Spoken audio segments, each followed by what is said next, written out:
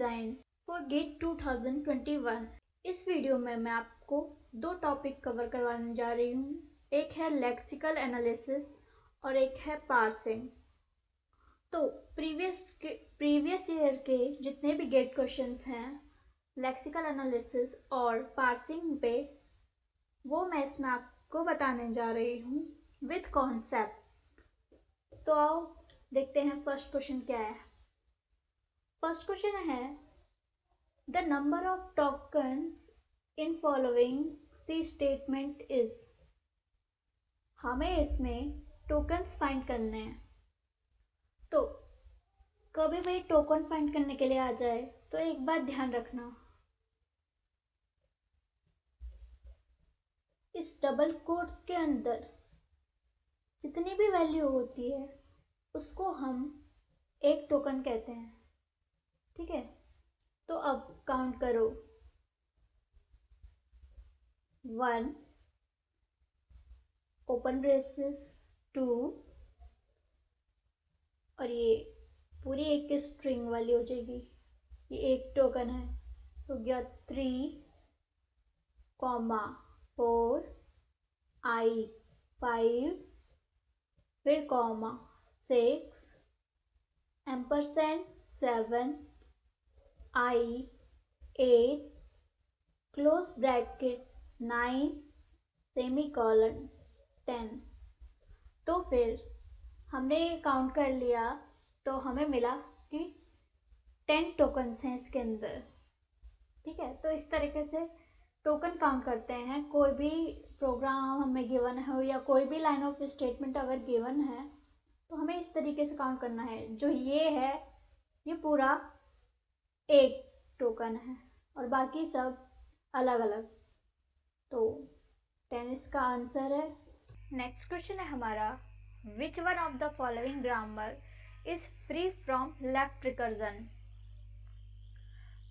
तो हमें चेक करना है कौन सा लेफ्ट रिकर्जन से फ्री है, कौन सी ग्रामर। तो सबसे पहले देखते हैं first S produce A B, और फिर हमें देखना है कि जो ए है वो कहीं एस तो प्रोड्यूस नहीं कर रहा, क्योंकि अगर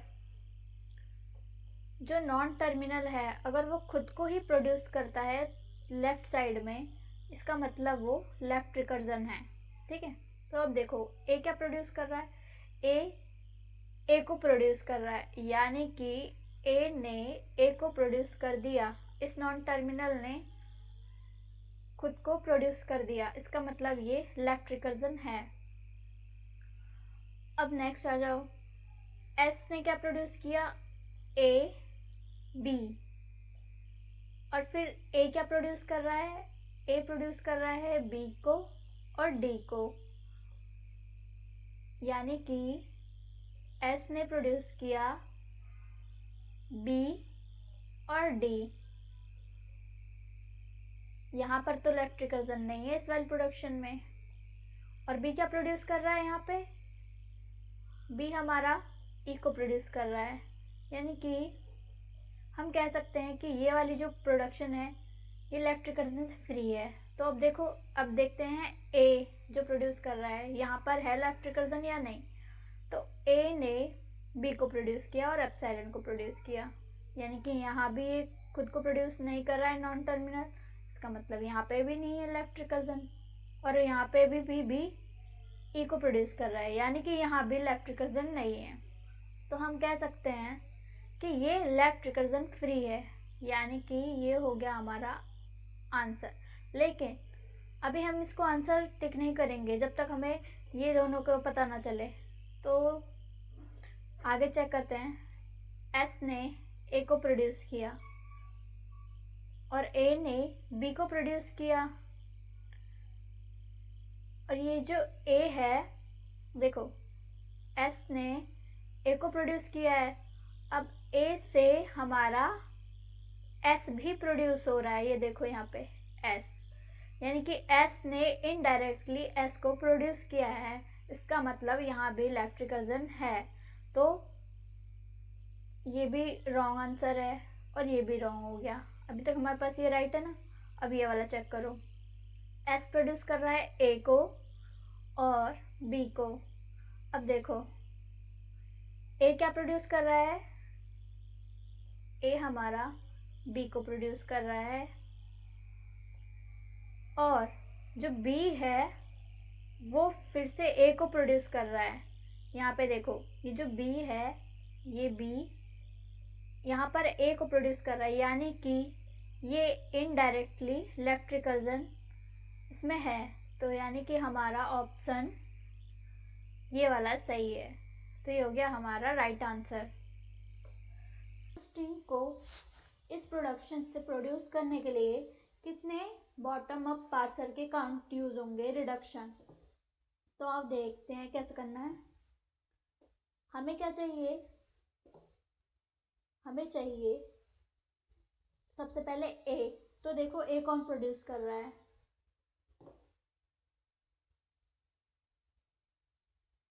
ए एस प्रोड्यूस कर रहा है, यानी कि सबसे पहले हम यहाँ पे एस लिख दिया हमने। फिर एस ने क्या प्रोड्यूस किया, ए एस बी, हमें एस मिल ए मिल गया, ठीक है। अब हमें नेक्स्ट प्रोडक्शन, नेक्स्ट स्ट्रिंग क्या है, नेक्स्ट कैरेक्टर भी ए है। जब नेक्स्ट कैरेक्टर ए है, हमें यानी कि फिर से एस वाली प्रोडक्शन चाहिए, तो हमने फिर से एस वाली प्रोडक्शन लिख दी।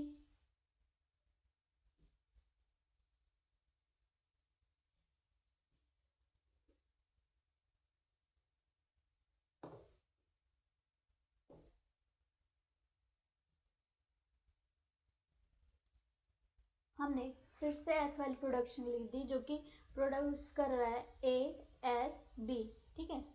अब नेक्स्ट भी हमें ए चाहिए, फिर से हमें एस प्रोड्यूस करेगा ए एस बी। अब कंप्लीट हो गई, ए की स्ट्रिंग हमें मिल गई। अब हमें क्या चाहिए, डी। डी को कौन प्रोड्यूस कर रहा है, एस कर रहा है। अब एस क्या प्रोड्यूस करेगा, डी प्रोड्यूस करेगा। अब ये खत्म हो गया, हमें मिल गया डी।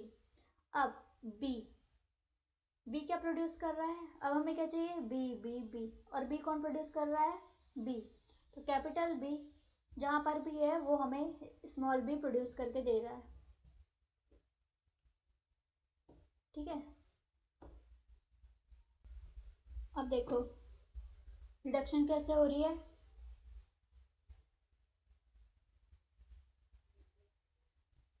यहाँ पे रिड्यूस हो रहा है ना, एस ने डी को प्रोड्यूस किया तो एक रिडक्शन हो गई। फिर हम आगे ऐसे चलते गए कि हमें नीचे से देखना है, यानी कि बॉटम अप पार्सर। तो हमने यहाँ से स्टार्ट किया कि कौन किसको रिड्यूस कर रहा है। अब यहाँ पे देखो बी ने बी को रिड्यूस किया है ना, बी से बी प्रोड्यूस हुआ था, तो यहाँ पे एक रिडक्शन हो गई। तो कितनी हो गई, 1 2। अब यहाँ से आगे जाओ,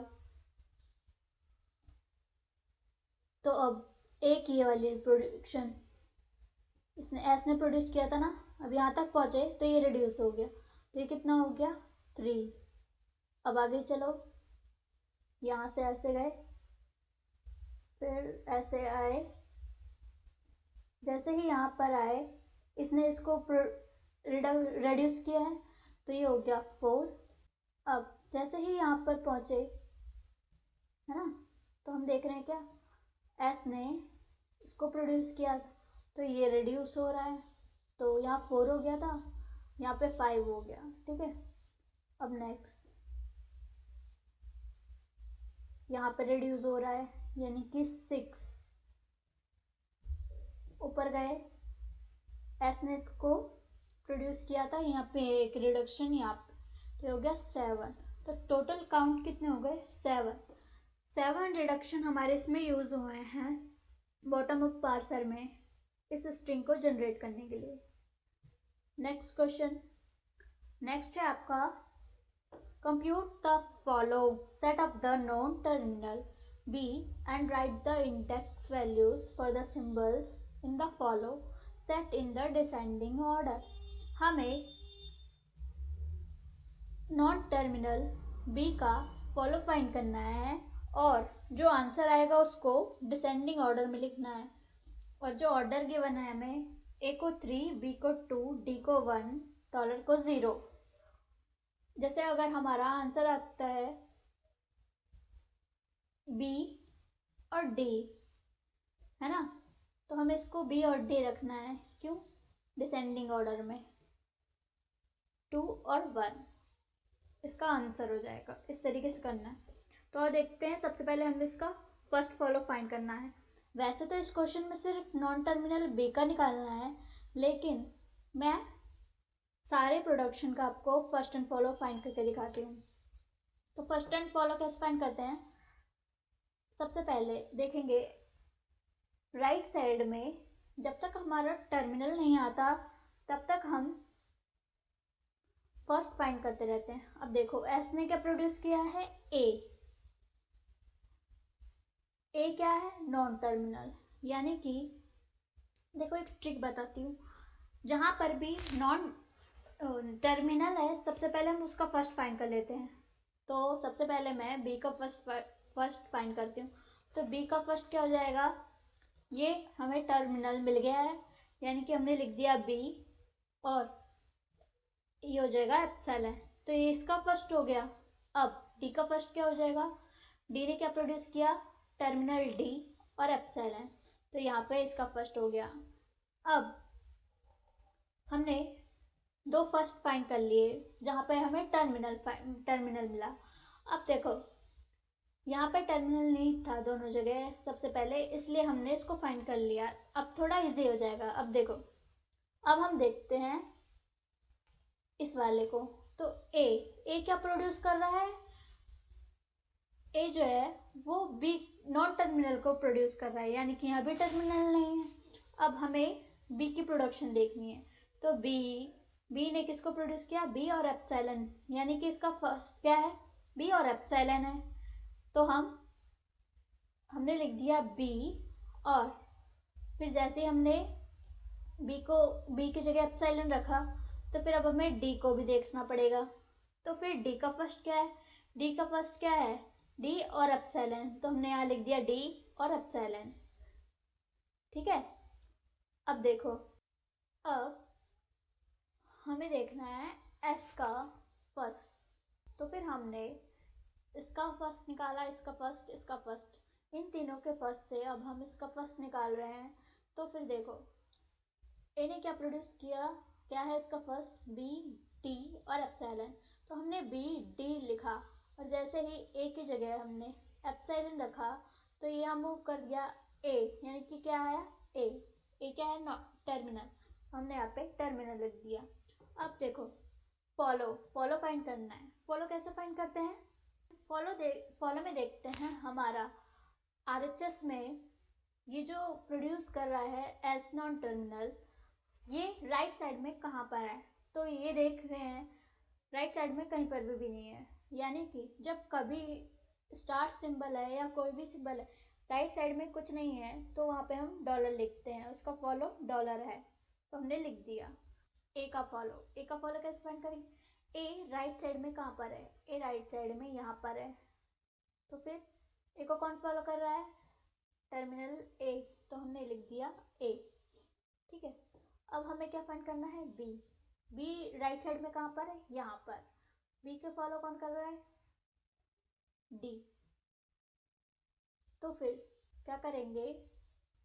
डी का फर्स्ट देखेंगे। डी का फर्स्ट क्या है? डी और एप्सिलॉन। तो हमने लिख दिया डी और इसकी जगह लिख दिया एप्सिलॉन।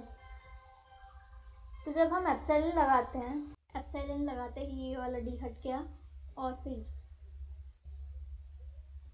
यहाँ पर आ गए हम लेफ्ट हैंड साइड पे। तो जो नॉन टर्मिनल है हमारा, वो क्या प्रोड्यूस कर रहा है? सॉरी, उसका फॉलो क्या है?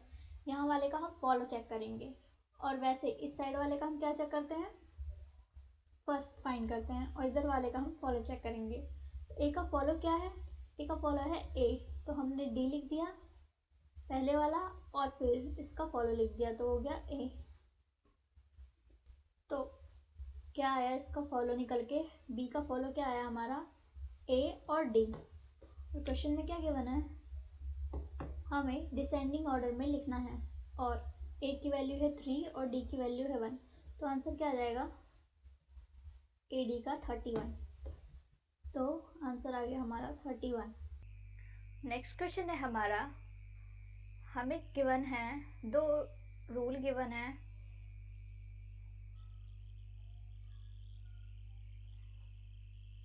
अब देखो, consider the production A produce PQ and A produce XY. Each of the 5 non-terminals A, P, Q, X and Y has 2 attributes. S is the synthesized attribute and I is inherited attribute. जो इसमें S है वो synthesized attribute को denote कर रहा है और जो I है वो inherited को डिनोट कर रहा है। तो हमारे पास क्या होता है, दो तरीके के एट्रीब्यूट होते हैं, एक होता है L एट्रीब्यूट और एक होता है S एट्रीब्यूट। तो जो S एट्रीब्यूट होता है हमारा, वो हमारा क्या करता है, जैसे A ने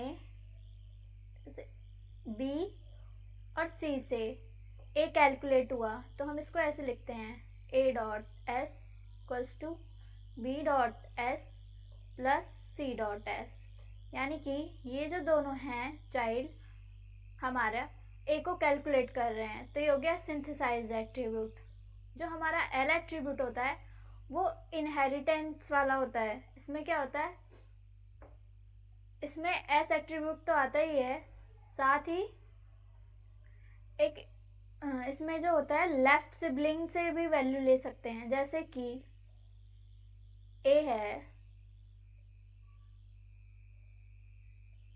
जैसे कि C है, C को कैलकुलेट करना है, ठीक है, तो वो B dot I plus A dot I, B कौन है, C का सिबलिंग है लेकिन लेफ्ट सिबलिंग है, तो लेफ्ट सिबलिंग से तो हम इसमें प्रोड्यूस कर सकते हैं, तो ये L एट्रीब्यूट है।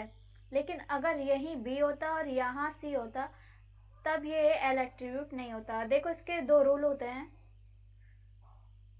A parent can take the values from a child which is S attribute, जैसे कि मैंने अभी बताया, and every S attributed is also L attribute, ये भी मैंने बता दिया कि हर S attribute L attribute होता है। और a child can take the values from the parent as well as from the left sibling only, ठीक है, only from left sibling, not from the right sibling। तो देखो अब क्वेश्चन देखते हैं। हमारा क्वेश्चन में क्या गिवन है, हमें फाइंड करना है L एट्रीब्यूट कौन सा है। तो सबसे पहले देखो हमें ये देखना है क्या प्रोडक्शन गिवन है। इसमें A पेरेंट नोड है, P और Q चाइल्ड नोड है। तो हमें रूल 1 चेक करना है, क्या है, P dot I equals to A dot I plus 2। क्या हम P को A से कैलकुलेट कर सकते हैं, यानी कि ये जो हमारा P है, तो चाइल्ड से तो हम पेरेंट को कैलकुलेट कर ही सकते हैं, तो ये वाली प्रोडक्शन राइट हो गई, ठीक है। अब नेक्स्ट आ जाओ, नेक्स्ट क्या है, नेक्स्ट है Q equals to P plus A। अब देखो जो हमारी Q है, ये Q कौन है, चाइल्ड, और P कौन है, Q का सिबलिंग, और A कौन है, पेरेंट, A पेरेंट है ना। तो देखो हमें क्या कैलकुलेट करना है, Q हमें ये कैलकुलेट करना है, तो इसने पेरेंट से और अपने सिबलिंग से वैल्यू ले सकता है, और ये है लेफ्ट सिबलिंग, यानी कि ये सही है, ये L एट्रीब्यूट है क्योंकि ये अपने लेफ्ट सिबलिंग से वैल्यू ले रहा है, तो हम इसको कह सकते हैं ये L एट्रीब्यूट है। तो ये वाली प्रोडक्शन भी हमारी L एट्रीब्यूट को एग्जिस्ट कर रही है। अब ये वाली प्रोडक्शन देखो, A P प्लस Q, ठीक है। अब देखो P और Q से हम A कैलकुलेट कर रहे हैं, तो ये तो होता ही, ये क्या है, सिंथेसाइज एट्रीब्यूट में होता है, मैंने बताया था ना अभी, जब दोनों चिल्ड्रन से हम पेरेंट को कैलकुलेट कर रहे हैं तो हो गया हमारा सिंथेसाइज एट्रीब्यूट। तो इसका मतलब रूल 1 तो हमारा एल एट्रीब्यूट है। तो देखो रूल 1 कहाँ पर है, एल एट्रीब्यूट, तो ये वाला तो एलिमिनेट हो जाएगा ऑप्शन, ये भी एलिमिनेट हो जाएगा। Both rule 1 and rule 2 R L attributed है इसमें। अब इन दोनों में से हमें चेक करना है कि कौन सा सही है। तो अब हम रूल 2 चेक करेंगे।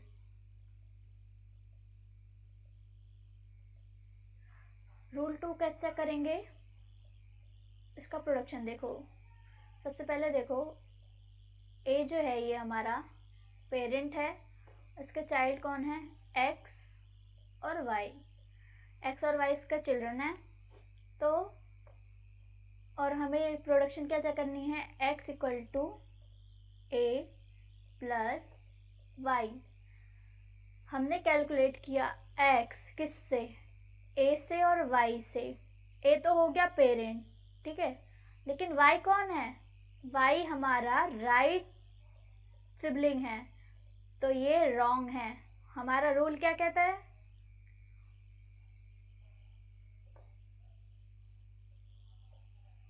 Left sibling, parent as well as from the left sibling. हम सिर्फ लेफ्ट सिबलिंग से ही वैल्यू ले सकते हैं। तो ये वाला हमारा हो गया रॉन्ग, यानी कि हमारा आंसर हुआ only rule 1 is L attributed. ये हो गया हमारा राइट आंसर। नेक्स्ट क्वेश्चन है which one of the following statement is false. तो context free grammar can use to specify both lexical and syntax rule, yes. Type checking is done before parsing, no. Type checking is always done after parse tree generation. Type checking जो होता है वो semantic analysis पे होता है और parse tree generate होने के बाद ही सिमेंटिक एनालाइज होती है।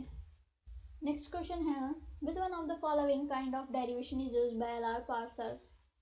एलआर पार्सर दो तरीके के पार्सर होते हैं, टॉप डाउन और बॉटम अप। तो जो हमारा बॉटम अप पार्सर है उसको हम कह रहे हैं राइट मोस्ट इन रिवर्स। जो हमारा टॉप डाउन होता है वो हमारा लेफ्ट मोस्ट डेरिवेशन के लिए यूज होता है और बॉटम अप हमारा हो गया right most in reverse order. अब ये है आपका मैच द फॉलोइंग। तो लेक्सिकल एनालिसिस हमारा रेगुलर एक्सप्रेशन के लिए यूज होता है। जो हम रेगुलर एक्सप्रेशन लिखते हैं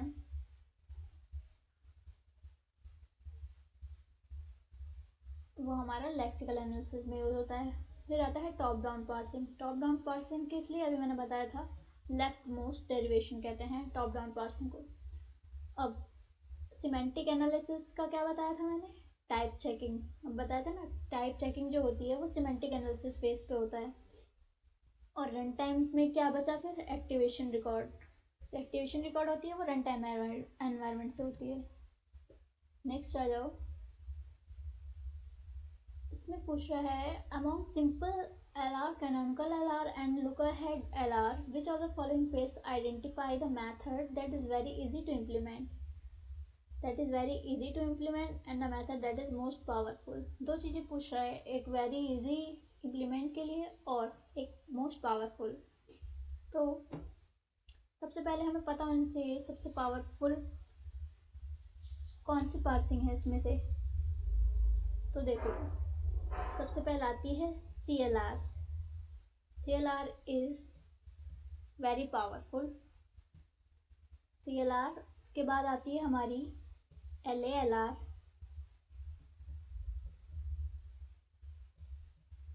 उसके बाद आती है हमारी SLR, उसके बाद आती है हमारी LR0,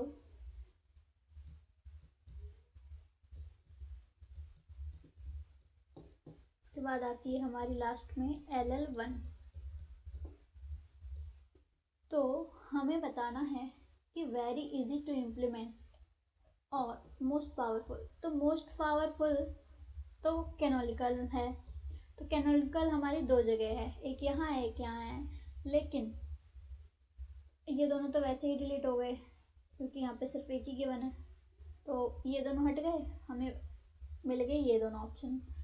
दो एलिमिनेट हो गए। अब इन दोनों में से हमें पता करना है कि कौन सा सही है। तो कैनोनिकल एलआर तो सबसे ज़्यादा पावरफुल है, ये हमें पता है, लेकिन इजी टू इम्प्लीमेंट कौन सी है? एसएलआर और एलएएलआर। तो एलएएलआर और सीएलआर तो हमारी एलआर 1 आइटम से बनता है, जो कि थोड़ा टफ होता है इम्प्लीमेंटेशन के लिए, और जो एसएलआर है वो हमारा एलआर 0 आइटम से बनता है। तो एसएलआर जो है वो हमारी इजी टू इम्प्लीमेंट है, तो इसलिए इसका आंसर ये है। ठीक है, अब देखो इसमें पूछा है लेफ्ट एसोसिएटिविटी पूछ रहा है कि कौन सी की एसोसिएटिविटी ट्रू है। तो हमें कैसे पता करना है? हम देखेंगे ये जो साइन है, ऑप्शन से चेक करो। सबसे पहले हम देख रहे हैं फर्स्ट ऑप्शन। ठीक है, तो कह रहा है plus is left associative. Plus कहाँ है? यहाँ। और प्लस के लेफ्ट में क्या है?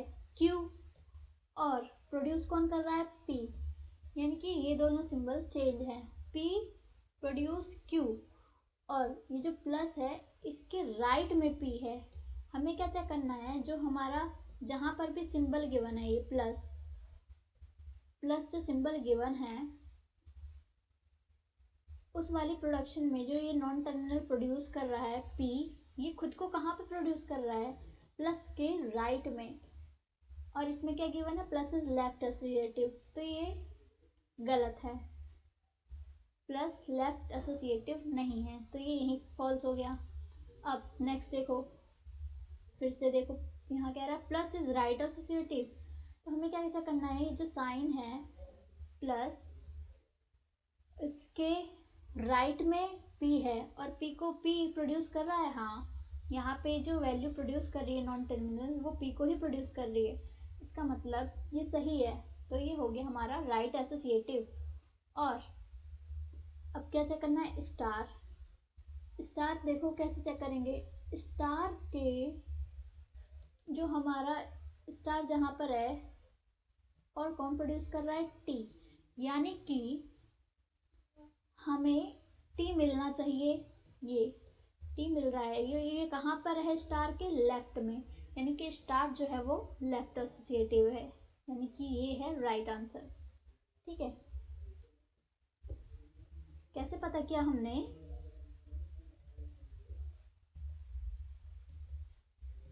हमने पता किया जो भी सिंबल गिवन है वो सिंबल चेक करें, स्टार और प्लस, और जिसने प्रोड्यूस किया वो उस सिंबल के किस साइड है? T इस सिंबल के किस साइड है?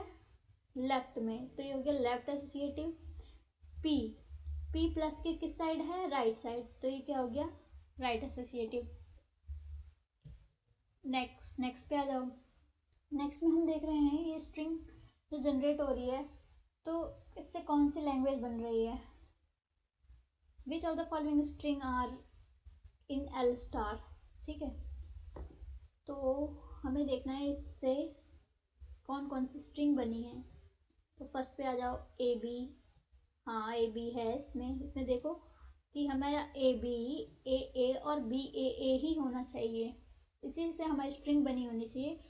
एल्स किसी से भी नहीं, ना तो ए बी ए से, ना ही बी ए से। ऐसे हमें देखना है कि सिर्फ हमें यही तीन लैंग्वेज, इसी तीन लैंग्वेज से हमारी स्ट्रिंग बनी हुई होनी चाहिए। तो ए बी है, ठीक है, ए है, बी ए है, ए बी है, ए है, यानी कि ये सही है। नेक्स्ट पे आ जाओ, ए बी ए ये सब है, ठीक है। नेक्स्ट पे आ जाओ, बी ए सही है, ए सही है, ए बी सही है, ए सही है, ए सही है, लेकिन यहाँ एक बी आ रहा है। तो फिर ऐसी कोई भी लैंग्वेज हमारे पास नहीं है जिसमें ए बी या फिर लास्ट में बी या फिर सिंगल बी आ रहा हो, तो ये वाली स्टेटमेंट रॉन्ग है।